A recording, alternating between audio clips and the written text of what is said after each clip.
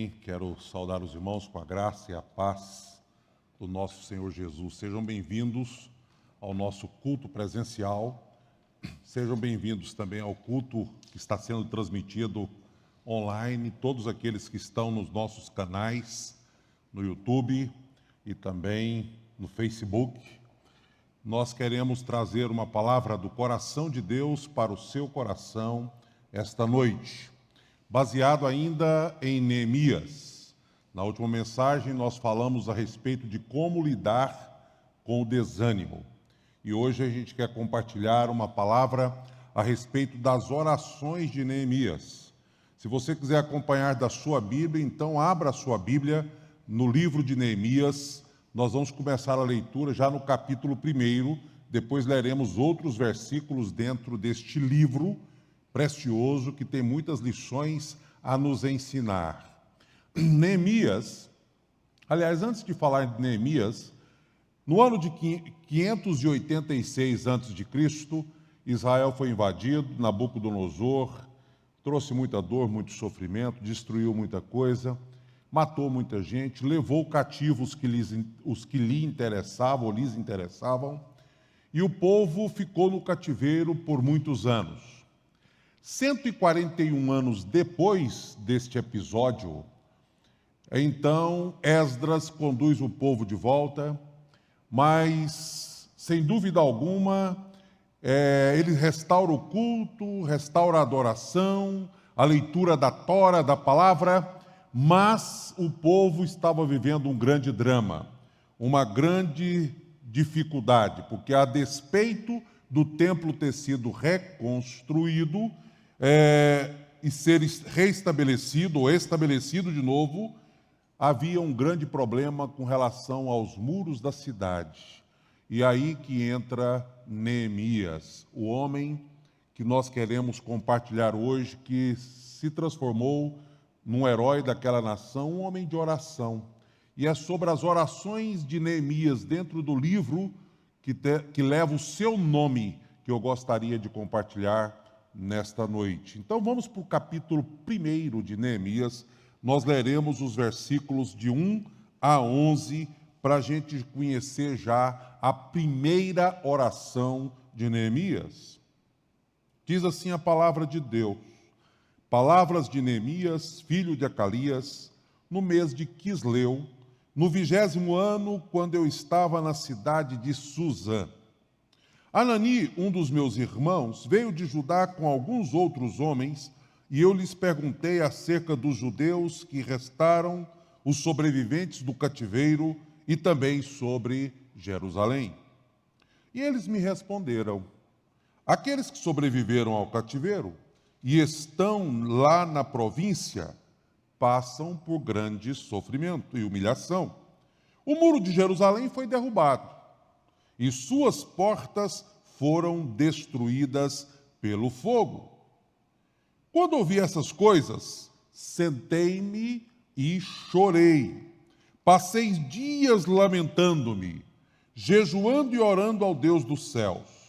Então eu disse: Senhor Deus dos céus, Deus grande, temível, fiel à aliança e misericordioso com os que te amam e obedecem aos teus mandamentos, que os teus ouvidos estejam atentos e os teus olhos estejam abertos para a oração que o teu servo está fazendo diante de ti, dia e noite, em favor de teus servos, o povo de Israel. Confesso os pecados que nós, os israelitas, temos cometido contra ti. Sim, eu e meu povo temos pecado. Agimos de forma corrupta e vergonhosa contra ti. Não temos obedecido aos mandamentos, aos decretos e às leis que deste ao teu servo Moisés. Lembra-te agora do que disseste a Moisés, teu servo: se vocês forem infiéis, eu os espalharei entre as nações, mas se voltarem para mim e obedecerem aos teus mandamentos e os puserem em prática, mesmo que vocês estejam espalhados pelos lugares mais distantes debaixo do céu, de lá eu os reunirei e os trarei para o lugar que escolhi para estabelecer o meu nome. Estes são os teus servos, o teu povo, tu os resgataste com teu grande poder e com o teu braço forte. Senhor, que os teus ouvidos estejam atentos à oração deste teu servo e à oração dos teus servos que têm prazer em temer o teu nome. Faze com que hoje este teu servo seja bem-sucedido, concedendo-lhe benevolência deste homem. Nesta época eu era copeiro do rei. Nessa primeira oração de Neemias, nós vamos encontrar Neemias extremamente triste. A Bíblia diz que ele recebe notícias lá da sua terra, onde os seus pais estavam sepultados. As notícias são terríveis, o povo está em grande sofrimento, os muros derrubados, as portas queimadas, e ele diz que ele chorou muito diante daquelas notícias. O sofrimento de Neemias diante das notícias foi um sofrimento intenso, intenso. Foi assim que ele se sentiu, como diz o texto. As circunstâncias que foram trazidas a ele pelo seu irmão invadiram seu coração de tal forma que ele ficou totalmente angustiado. E a pergunta que nós temos é: qual foi a resposta que ele deu a este sentimento de angústia, de sofrimento e de dor? Talvez até antes da gente ver a resposta de Neemias, que está explícita no texto, a gente deveria perguntar para a gente mesmo como é que a gente reage quando estamos angustiados, chateados, tristes. Qual é a sua reação? Qual é a sua resposta? Como é que você responde a essa tremenda dor? A Bíblia diz nesse texto que ele chorou, mas ele também jejuou e ele orou. Você sabe o que é jejum? Qual é o significado da palavra jejum? Já não temos tanto hábito de jejuar quanto deveríamos ter. O jejum é se abster de algo que nós precisamos ou que nós gostamos muito. Comida, bebida, ou até mesmo coisas que nós amamos fazer e gostamos de fazer, mas nós paramos de fazer. Mas não é somente isso que é jejum. Você tem que ter um motivo pelo qual você decidiu ficar algum tempo em jejum, abstendo-se dessas coisas, sejam elas comida, televisão, um esporte, um hobby, seja o que for. E as razões são duas. A primeira delas é para você dizer para Deus o quanto você está angustiado e preocupado com determinada situação. Quando a gente está sofrendo por alguma coisa, ali nesse momento de sofrimento, pode entrar o jejum, para dizer para Deus o quanto você se importa com a situação que está te cercando.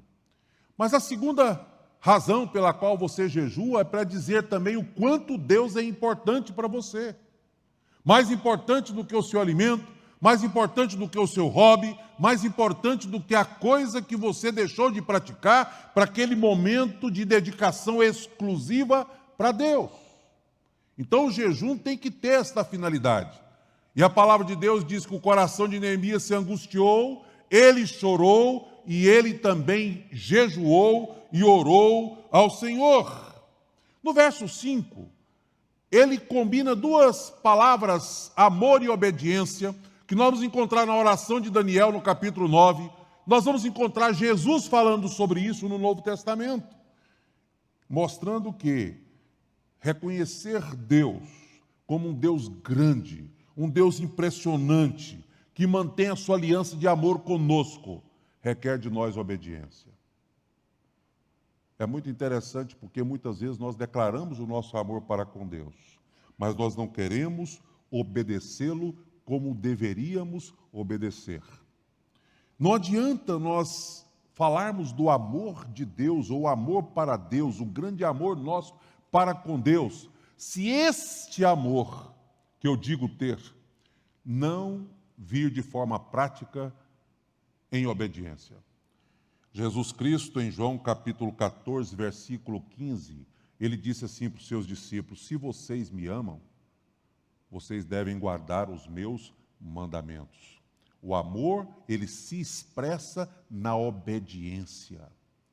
E Neemias chorou, jejuou e orou. E a Bíblia diz que ele orou de dia e de noite, o tempo todo.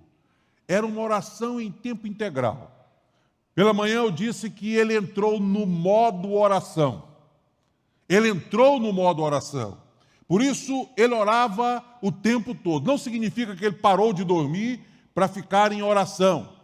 Não significa que ele parou algumas das suas atividades para ficar em oração. Mas significa que ele pensava no assunto o tempo todo. Significa que a qualquer momento em que o assunto viesse à sua mente, ele estava em oração. Se durante a noite ele acordasse, ele entrava em oração. Ele estava no modo oração. O tempo todo ele orava ao Senhor. O tempo todo ele falava com Deus. Sabe por quê? Porque ele estava comprometido com esta causa. Quando você está comprometido com alguma coisa, você é intenso na sua oração. Quando você está comprometido com alguma causa, você não para de orar nunca. Poucos dias atrás, eu dormi apenas 2 horas. Sou bom de sono, mas esse dia eu perdi o sono. Mas eu custei a entender que provavelmente Deus permitiu que eu tivesse perdido o sono para que eu pudesse orar ao Senhor. Eu fiz outras coisas, eu tentei puxar esse sono mexendo no meu celular, eu desci, depois subi de novo para o meu quarto, e depois eu entendi, olha, não é muito comum isso acontecer, estou precisando entrar no modo oração, né? Falar com Deus, conversar com Deus. Você tem entendido isso? O texto bíblico disse que Neemias fez assim. E isso ensina uma grande verdade para nós hoje. A verdade que nos ensina hoje é que talvez nós estejamos passando por tribulações diferentes até daquela que é comum a todos nós. Estamos vivendo, como já foi dito no início desse culto, esse tempo de Covid, 4 meses, mais de 4 meses, isolamento, distanciamento, angústia, más notícias. Mas pode ser que você esteja vivendo ainda outros dramas que sejam peculiares, pessoais, familiares. E o que eu devo dizer para você esta noite é que não importa o que você esteja passando, mas você deve entrar para este modo oração. Oração. Qual era o conteúdo da oração de Neemias neste momento que ele estava vivendo? Alguns aspectos eu quero destacar para a gente já passar para a segunda por causa do nosso tempo. Primeiro, houve confissão. Como é importante ter confissão. Sabe qual foi a confissão de Neemias? Ele disse assim: Senhor, eu e este povo qual faço parte, pecamos contra o Senhor. Pecamos contra o Senhor.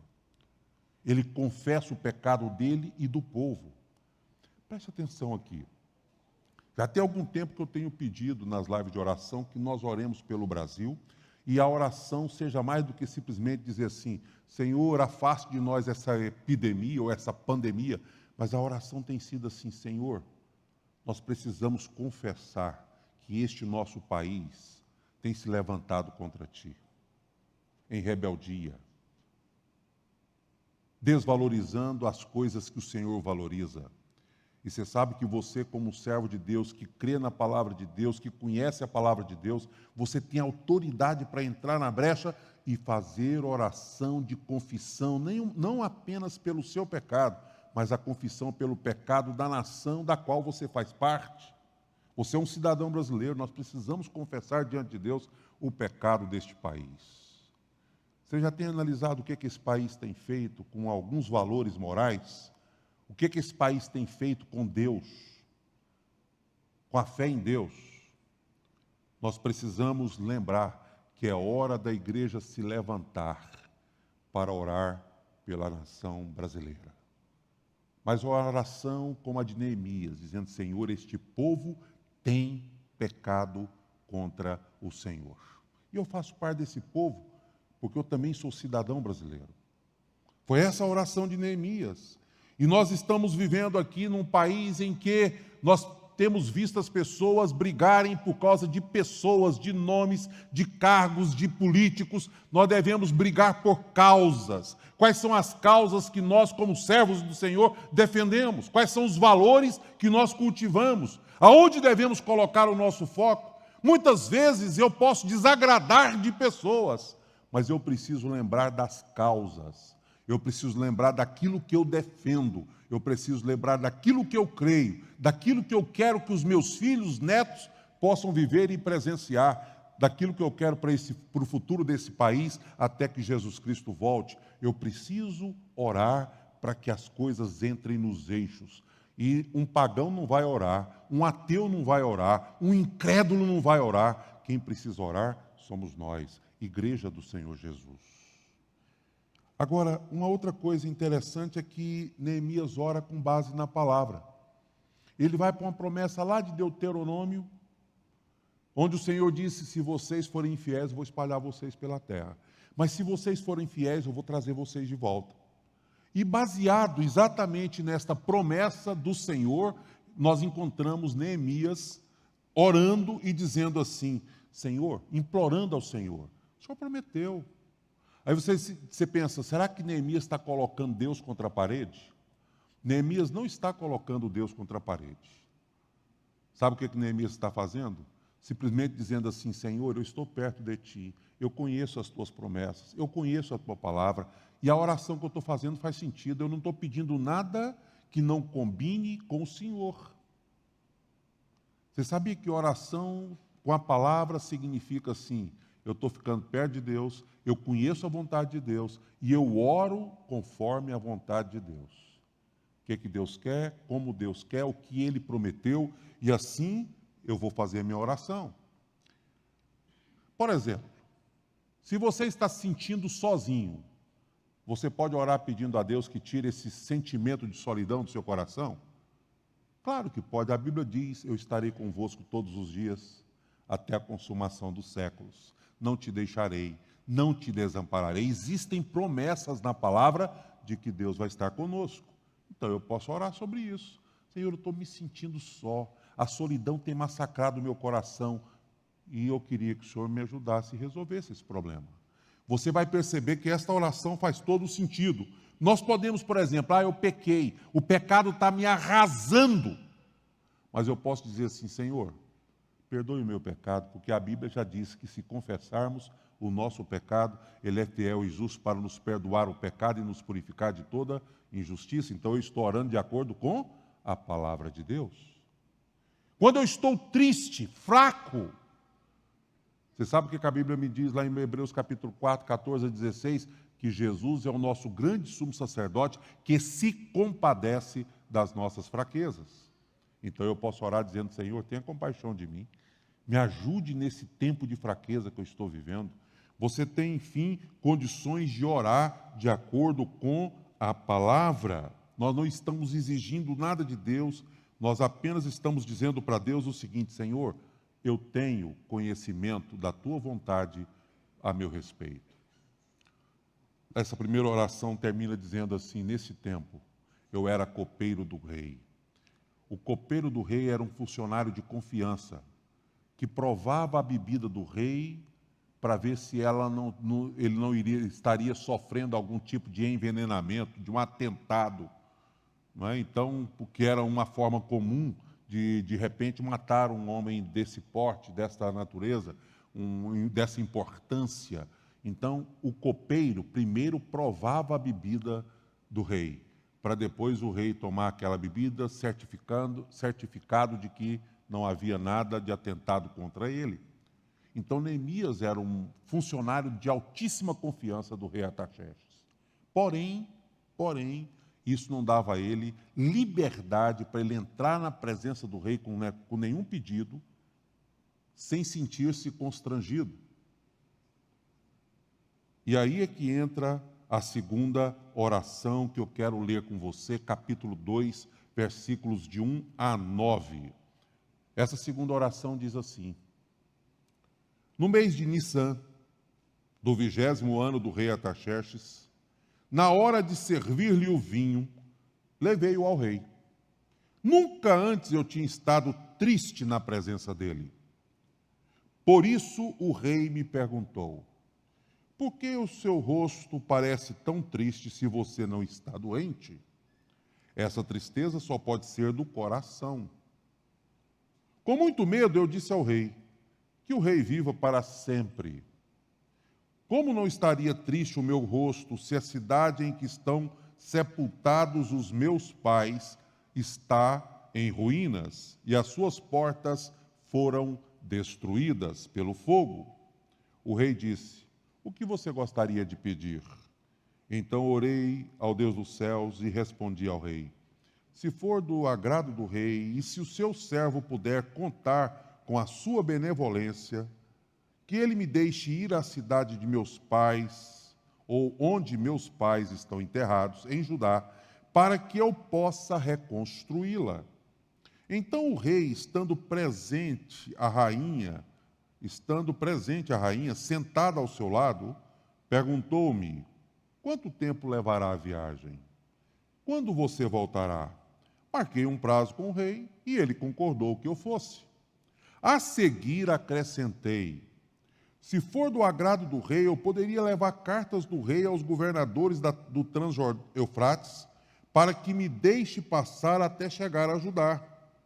E também uma carta para Asaf, guarda da floresta do rei, para que ele me forneça madeira para as portas da cidadela que fica junto ao templo, para os muros da cidade e para a residência que irei ocupar.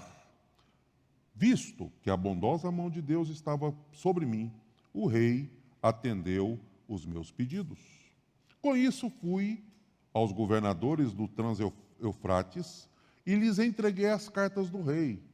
Acompanhou-me uma escolta de oficiais do exército e de cavaleiros que o rei enviou comigo. Há algo interessante aqui nessa passagem de cara. Eu não dei o destaque na hora que eu estava lendo lá a primeira oração, mas lá fala do mês de Quisleu. E agora aqui fala do mês de Nissan. O que isso tem a ver, pastor? É que se a gente não vê o significado, talvez não faz muito sentido. Mas esse primeiro mês, Quisleu, é novembro. Nissan, março. Então foi novembro, dezembro, janeiro, fevereiro, março. Demorou 4 meses até que essa conversa entre Neemias e o rei acontecesse. E aí a gente pode fazer uma pergunta. Neemias orou, chorou, jejuou e demorou 4 meses. Por que demorou tanto? Por que não aconteceu mais rápido? Será que é porque Neemias estava com medo? O verso 2 do texto diz que Neemias teve medo. E hoje, na hora da oração inicial, aí o pastor José Newton falou sobre o medo. E não devemos sentir culpa por, às vezes, estar sentindo medo. O medo, muitas vezes, nos acontece. Mas não foi o medo que fez com que esse tempo de 4 meses entre o episódio da notícia e a conversa com o rei acontecesse. Na verdade, eu tenho convicção de que o que aconteceu aqui tem muito mais a ver com o tempo de Deus, com a instrução de Deus, com a orientação de Deus, com a hora de Deus agir, do que com medo de Neemias. Quando a gente é chamado por Deus para fazer qualquer coisa para Deus, precisamos ter discernimento de qual é o tempo de Deus para aquilo que Deus está nos chamando para fazer. Nós não podemos agir ou fazer de acordo com a nossa própria agenda. Nós temos que ter comunicação com Deus para conhecer qual é a agenda de Deus, o calendário de Deus.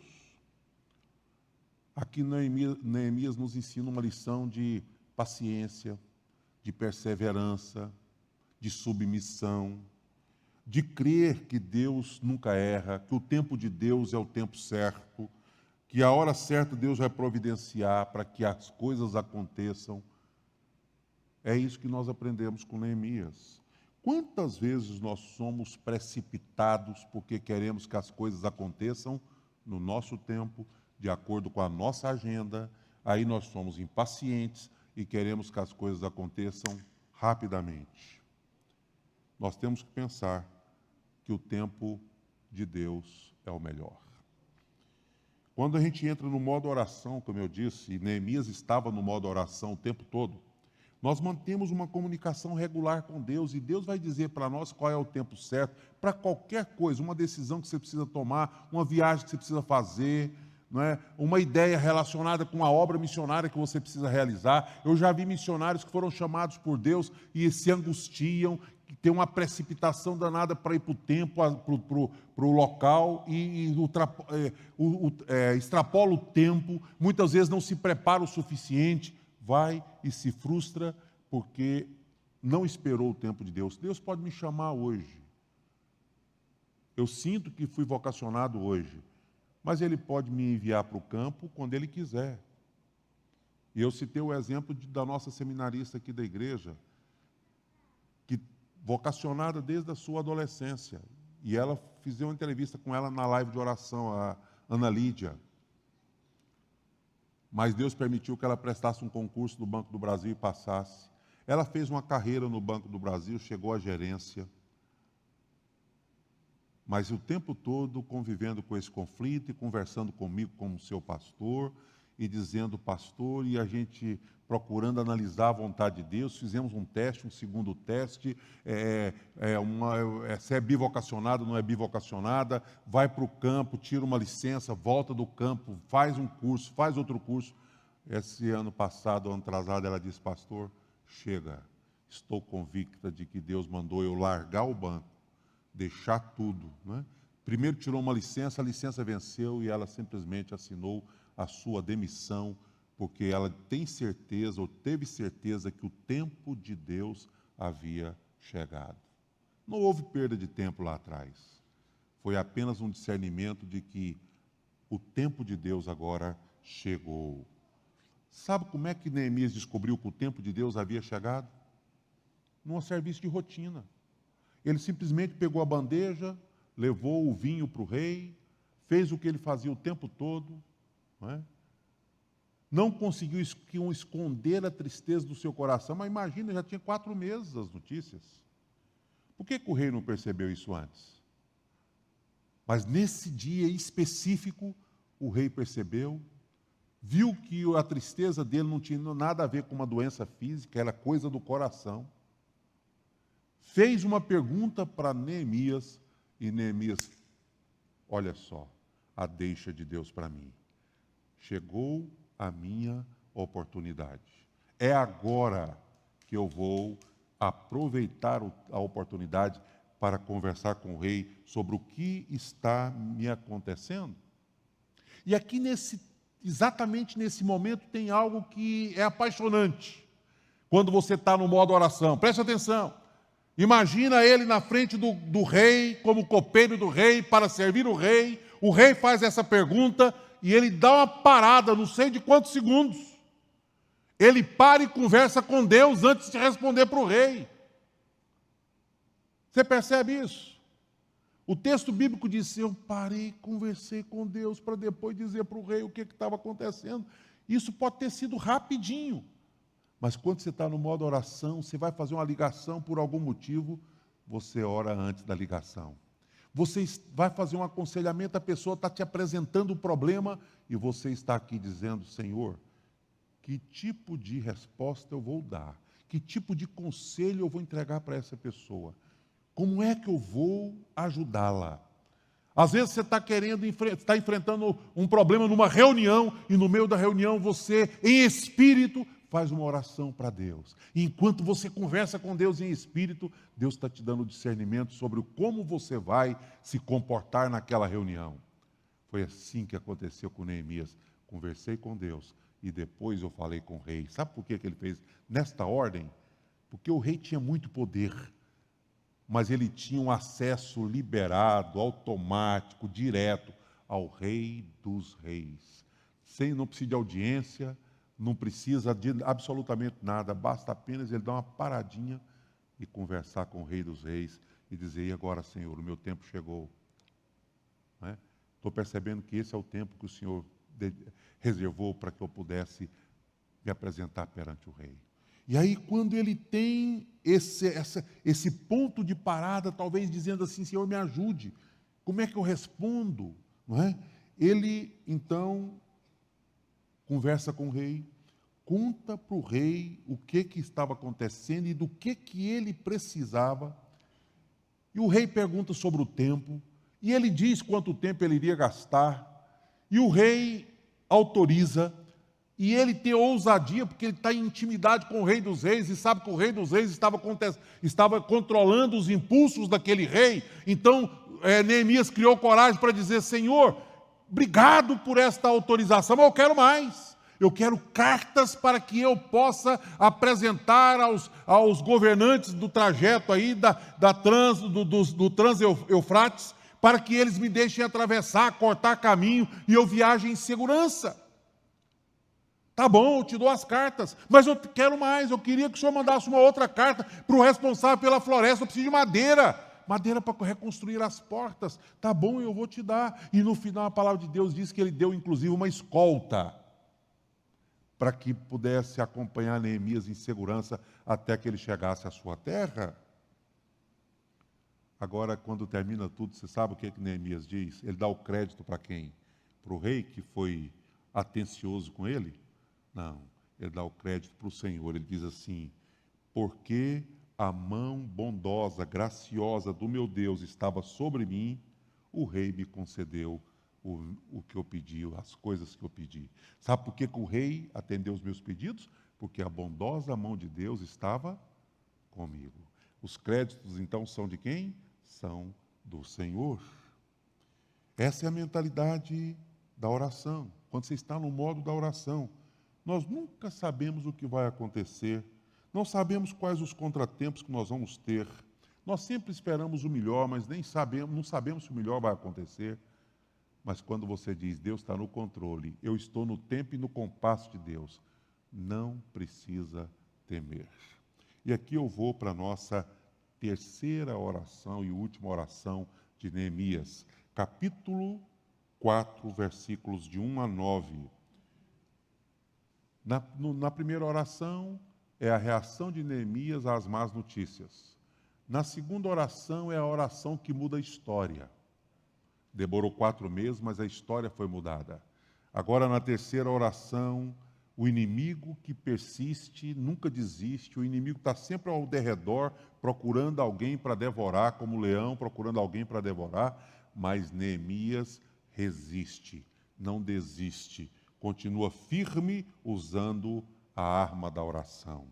Versículo 1 do capítulo 4. Quando Sambalate é um dos inimigos, Sambalate era um dos governadores, era gente influente, soube que estávamos reconstruindo o muro, ficou furioso, ridicularizou os judeus. E na presença de seus compatriotas e dos poderosos de Samaria, ele disse: o que aqueles frágeis judeus estão fazendo? Olha o deboche. Será que eles vão restaurar o seu muro? Irão oferecer sacrifícios? Irão terminar a obra num só dia? Será que vão conseguir ressuscitar pedras de construção daqueles montes de entulhos e de pedras queimadas? Tobias, o amonita, que estava ao seu lado, completou: pois que construam, basta que uma raposa suba lá para que esse muro de pedras desabe. Verso 4, ouve-nos, ó Deus, pois estamos sendo desprezados. Faze cair sobre eles a zombaria, e seja eles levados prisioneiros como despojo para outra terra. Não perdoes os seus pecados, nem apagues as suas maldades, pois provocaram a tua ira diante dos construtores. Nesse meio tempo, fomos reconstruindo o muro, até que em toda a sua extensão chegamos à metade da sua altura, pois o povo estava totalmente dedicado ao trabalho. Quando, porém, Sambalate, Tobias, os árabes, os amonitas, os homens de Asdod souberam que os reparos nos muros de Jerusalém tinham avançado e que as brechas estavam sendo fechadas, ficaram furiosos. Todos juntos planejaram atacar Jerusalém e causar confusão. Mas nós, olha aí o recurso, mas nós oramos ao nosso Deus e colocamos guardas de dia e de noite para nos proteger. Neemias estava lidando com uma oposição fortíssima. Sambalate, seu companheiro Tobias, governadores de Samaria e da Transjordânia, caras que tinham poder na mão, as suas ameaças não eram fantasiosas, eram ameaças legítimas. A destruição poderia vir mesmo. E Neemias respondeu a essas ameaças com oração. É bem verdade que a oração que está saindo nesse momento da boca de Neemias vem carregada de um pouco de raiva, não é? Senhor, destrói eles. Não permita que isso aconteça. Mas esse sentimento no coração de Neemias de ver esse planejamento do adversário, do inimigo, querendo destruir tudo o que ele estava construindo, foi traduzido perante os ouvidos de Deus, como o Espírito Santo faz com as nossas orações, quando nós não sabemos orar do jeito certo, ele interpreta as nossas orações, mais ou menos assim: não deixe que eles metam o bedelho naquilo que o Senhor está fazendo em nós e através de nós. Não permita que os teus planos sejam frustrados e que o nosso trabalho seja em vão. Em outras palavras, Senhor, eles estão nos ridicularizando, mas nós não vamos parar o trabalho. Com a tua ajuda, nós vamos continuar, apesar de toda a ridicularização.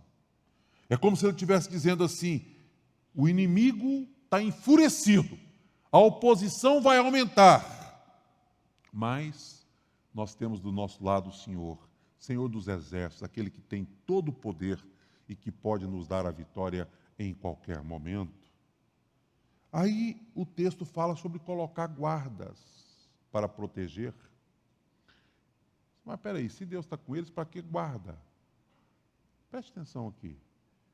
Às vezes Deus apenas diz para você assim: fica quieto, não faça nada, eu vou lutar por vocês.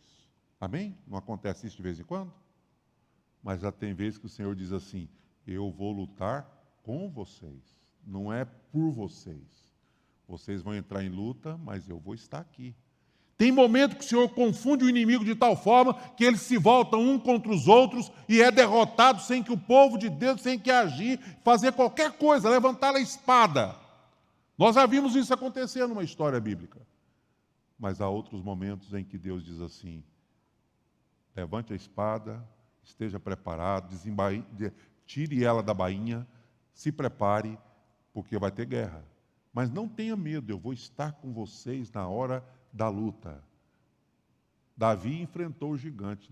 Ele não teve que simplesmente dizer: Davi, fica tranquilo, eu derrubo o gigante. Ele teve que se preparar, escolher as pedras, pegar ali a sua funda e enfrentar aquele brutamonte e acertar a testa daquele homem e derrotar aquele inimigo. Todo mundo sabe que Deus estava com Davi. Humanamente falando, ele não podia derrotar aquele gigante. Mas você pode perguntar: por que Deus não derrubou o gigante sem que Davi tivesse que mover uma palha? Porque não é sempre assim. Às vezes Deus está dizendo para você: prepare-se para a luta, e eu vou estar com você na hora da luta. E outras vezes ele diz: fique quieto, não faça nada, que eu vou lutar no seu lugar, e você apenas vai observar a derrota dos seus inimigos. E aqui então, na resposta, esse grande e impressionante Deus, Neemias teve que lutar. A oração levou Neemias a colocar-se na posição de um general corajoso, estrategista, que deixou um grupo trabalhando, outro grupo montou guarda para não ser pego de surpresa pelo inimigo. Sabe o que nós aprendemos com toda essa história? É que o inimigo é persistente, mas o homem de Deus não desiste jamais. Ele resiste à persistência do inimigo. Lá no Novo Testamento, nós encontramos o o servo de Deus, o evangelista, dizendo: resisti o diabo e ele fugirá de vós. Resista, não desista. Muitas vezes ele tenta amedrontar, ele chega bradando, rugindo bem alto, como um leão, para te assustar. Mas você resiste, persiste, enfrenta, e a Bíblia diz que a vitória vai ser sua em nome de Jesus, e ele vai desistir, vai correr e vai embora. Por isso, como é que a gente enfrenta a persistência do inimigo? Não desistindo e resistindo a toda toda armadilha, toda intenção maligna que se levanta contra nós. Tem um filme, Carruagens de Fogo, que conta a história de um missionário, Eric Liddell. Esse homem era filho de missionários, nasceu quando seus pais eram missionários na China, e esse filme já foi passado aí, ganhador de Oscar. Filme, se você quiser, Carruagens de Fogo, muitos de vocês talvez tenham assistido. Esse homem que nasceu na China, filho de missionários, ele defendeu o seu país, a Escócia, em Jogos Olímpicos. E uma vez, em um determinado jogo, e isso está no filme, ele sofreu ali um acidente logo na largada. Quando deram o tiro da largada, ele caiu. Não sei se um técnico, alguma pessoa que estava mais próximo, gritou com ele: levante e corra, levante e corra. E ele, foi questão de segundos, porque nessas corridas de 400 metros, segundos fazem toda a diferença, ele levantou e começou a correr. Na primeira etapa que ele estava correndo, ele já conseguiu diminuir a desvantagem, e ali eles chamam lá de jardas, né, que é pouco mais de 1 metro cada jarda, e ali, quando estava faltando quase 40 metros para terminar a corrida, ele já tinha vencido, já tinha posicionado como 3º lugar, como 2º lugar, e nos últimos 40 metros ele deu uma arrancada e chegou em 1º lugar, e aquilo ficou para a história. Simplesmente porque ele que caiu não ficou no chão. Ele caiu, mas ele reagiu, recebeu ali uma motivação extraordinária de quem estava ali assistindo, torcendo, foi impulsionado por aquela torcida, e ele então foi em frente. Logo depois, ele virou herói da pátria, herói da nação, teve outros Jogos Olímpicos, e ele, por causa da sua vocação missionária, não quis mais fazer parte do atletismo. Ele foi para a China, virou missionário lá também, e acabou morrendo na Segunda Guerra Mundial num campo de concentração japonês, mas não foi assassinado. Há indícios de que ele desenvolveu um câncer e morreu com menos de 50 anos, mas aquele homem aprendeu o valor da resistência e da persistência. Levante e corra. Meu irmão, hoje, nesta noite, eu queria que você fosse para casa e entrasse no modo oração. Ore ao Senhor. Porque muitas vezes a gente diz: por que Deus não me responde? Mas eu queria te levar a pensar. Você já perguntou para Ele? Deus não vai responder se você não perguntou, não é? Às vezes você assim: por que Deus não me mostrou o caminho? Você já pediu para Ele mostrar o caminho para você? Te dar uma luz, ensinar para você qual é o caminho certo que você deve seguir? Se você nunca perguntou, provavelmente Ele não te mostrou por esse motivo. Enfim, modo oração significa estar constantemente na presença de Deus. Eu tenho hoje ainda no almoço, nós estávamos comentando sobre um caso de Covid que nós estamos sabendo, mas que a família não está sabendo ainda, porque os filhos estão poupando os mais velhos da casa, em virtude de quê? Em virtude do sofrimento que já é intenso por causa do isolamento, da solidão, de outros motivos, não é? Então, espera um pouquinho, não conta agora não, a preocupação pode aumentar, e eu consigo entender isso plenamente. Covid mata, ninguém está dizendo que não mata. Essa semana mesmo, o pai de um pastor que a gente tem comunhão, sempre está lá na chácara da igreja, almoçando com a gente. Ele é o nosso cozinheiro, inclusive, é o hobby dele cozinhar, ele como pastor é cozinheiro também. O pai dele faleceu. Então ninguém está dizendo que o Covid não mata, mas o isolamento mata, a solidão mata, a tristeza mata, a falência mata, não é? E o meu desafio é que você entre no modo oração, para que a comunhão sua com Deus possa trazer para você perspectiva, alegria no espírito, possa trazer para você condições de você não somente agir e reagir, mas ser vitorioso diante dos ataques do inimigo. Esse é o meu desejo. Eu queria terminar esta palavra com essas 3 orações de Neemias, pedindo que Deus ensine para nós os princípios que moveram Neemias. Esse personagem que tem muita coisa a nos ensinar a respeito da oração e da liderança. Você pode fechar os seus olhos? Pai, eu queria que cada pessoa que está aqui neste momento, que está nos vendo à distância, aqueles que vão assistir a esta pregação em outros momentos, talvez vivendo outros problemas, vivendo outros contextos, mas que todos nós aprendamos a respeito da oração como sendo o instrumento apropriado para reagirmos quando a tristeza e a angústia toma conta do nosso coração. A oração como instrumento do Senhor para mudar a história. A oração como instrumento de resistência, como instrumento para dizer que nós não vamos desistir diante da persistência do inimigo. O inimigo continua ao derredor, continua tentando nos derrotar, mas nós reagimos com a oração. Sabemos que a oração, ó Deus, é a chave da vida vitoriosa. Por isso, nos ensine a orar. Nos ensine a entrar no modo oração, para que a oração seja algo natural, espontâneo, que aconteça em todos os momentos da nossa vida. No trânsito, no quarto, em casa, trabalhando, seja onde estiver, que nós estejamos sempre nesse modo oração. Em qualquer momento podemos entrar em comunhão plena contigo. Faça isso, Deus. Fale ao nosso coração e nos ensine essas lições. É o que nós oramos em nome do Senhor Jesus. Amém.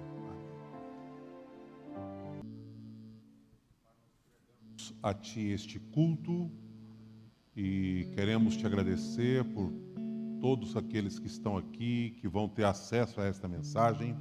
Pedir que a graça abundante do Senhor se derrame sobre cada um. Dê uma semana de vitória, uma semana frutífera, uma semana de boas notícias para todos nós. Nós te pedimos isso em nome de Jesus. Que a graça do nosso Senhor e Salvador Jesus Cristo, o amor de Deus, o nosso Pai, a comunhão e as consolações do Espírito esteja conosco aqui, com o povo de Deus na terra, hoje e para sempre. Amém. Amém. Grande abraço, Deus abençoe, boa semana a todos.